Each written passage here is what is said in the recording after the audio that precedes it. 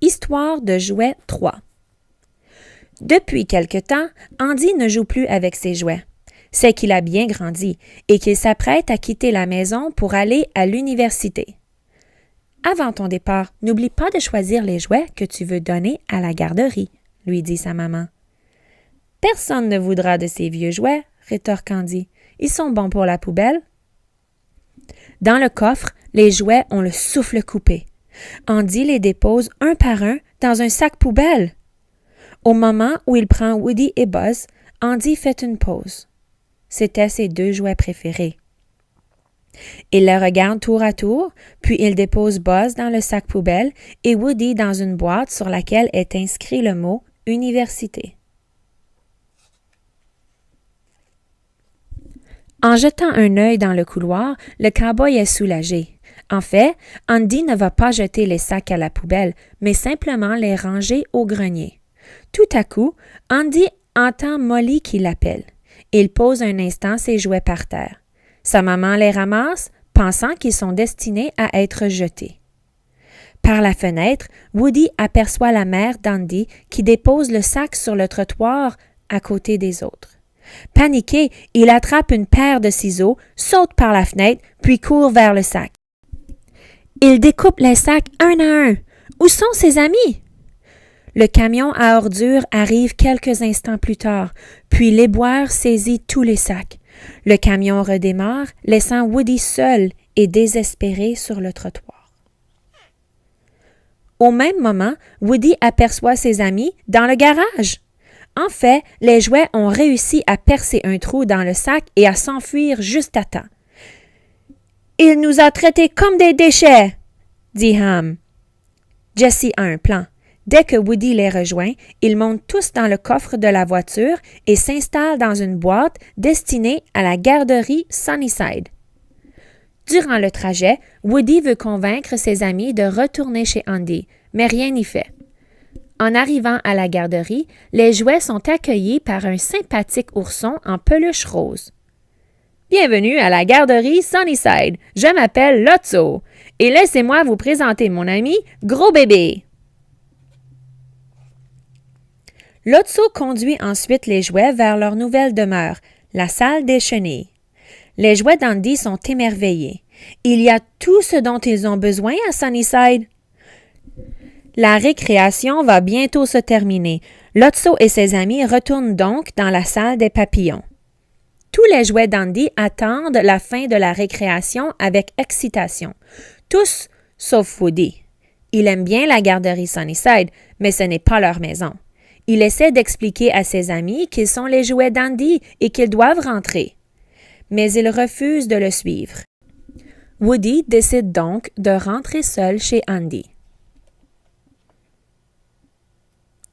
En se faufilant par la fenêtre, Woody se retrouve sur le toit. Pour en redescendre, il décide de s'accrocher à un vieux cerf-volant oublié jusqu'à ce qu'une rafale de vent vienne le déchirer. Et c'est la chute libre! Le cow-boy se retrouve suspendu à une branche. Alors qu'elle s'amuse sur le terrain de jeu, Bonnie, une petite fille de la garderie, aperçoit Woody. Elle le glisse aussitôt dans son sac à dos. Dans la salle des chenilles, une bande d'enfants surexcités surgit. Ils saisissent les jouets en hurlant de joie. La période de jeu ne se déroule pas comme l'avaient espéré les jouets. Les bambins emmêlent les anneaux de Slinky, cassent la queue de Rex et se servent de Buzz comme d'un marteau. Les jouets se remettent difficilement de leur première journée. Buzz décide d'aller discuter avec Lotso afin qu'il soit transféré dans la salle des papillons. Mais toutes les portes et fenêtres sont verrouillées. Heureusement, Buzz aperçoit une ouverture dans la porte.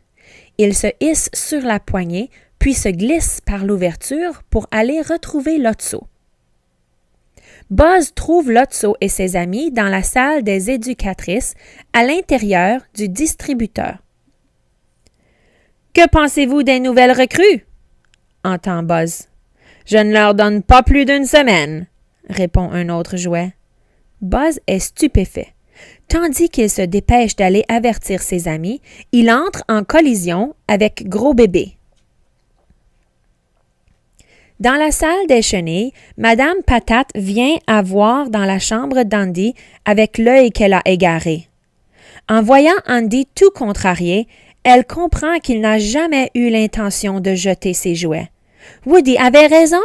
Ils doivent rentrer chez Andy le plus rapidement possible. Mais Lotso n'est pas de cet avis, car il sait que si les jouets d'Andy s'en vont, il sera relégué dans la salle des chenilles. « Aucun d'entre vous ne va quitter la garderie, » dit-il. Sur ces mots, Buzz, qui a été reprogrammé par Lotso, surgit et enferme ses amis. Pendant ce temps, chez Bonnie, un vieux clown nommé Rictus explique à Woody que Lotso est devenu un jouet sans pitié parce qu'il a toujours cru qu'on l'avait abandonné.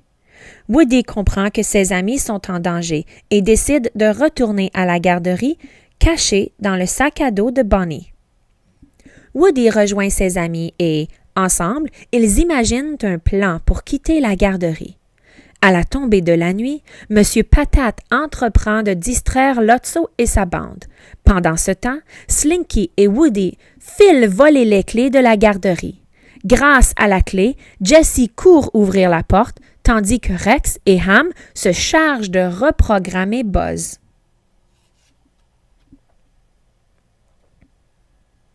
Les jouets parviennent à sortir sans être vus par Lotso. Ils n'ont plus qu'à se laisser glisser par le conduit du vide-ordures et le tour est joué. Ils doivent ensuite trouver un moyen de franchir la benne de déchets. Slinky a une idée. Il va utiliser son long ressort pour former un pont. Mais le pauvre jouet se retrouve nez à nez avec Lotso.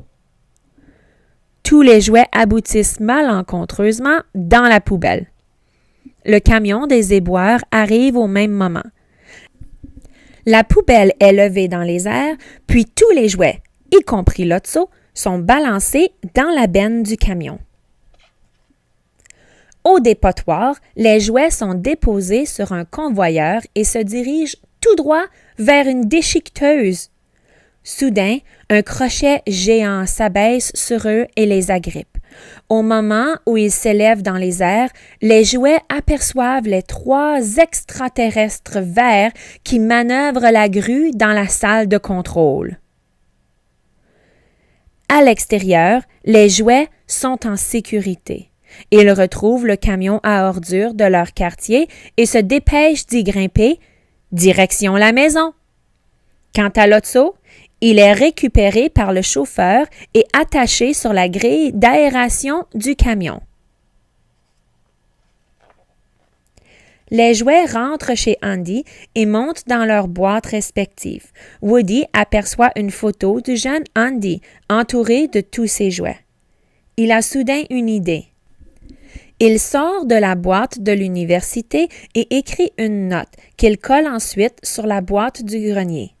À son retour, Andy est fou de joie en découvrant que tous ses jouets sont là. Il voit aussi le mot collé sur la boîte. Après avoir lu le message, Andy se rend chez Bonnie. « Quelqu'un m'a dit que tu t'occupais très bien de tes jouets. » Mais au moment de lui donner son cow-boy préféré, le jeune garçon a un instant d'hésitation. Comprenant que Bonnie aime déjà Woody et qu'elle en prendra soin, Andy accepte finalement de s'en séparer. Lorsqu'il s'installe dans la voiture, Andy jette un dernier coup d'œil à Bonnie et à ses jouets. Woody met son bras sur l'épaule de Buzz. Leur vie avec Andy est maintenant terminée, mais leurs aventures avec Bonnie ne font peut-être que commencer.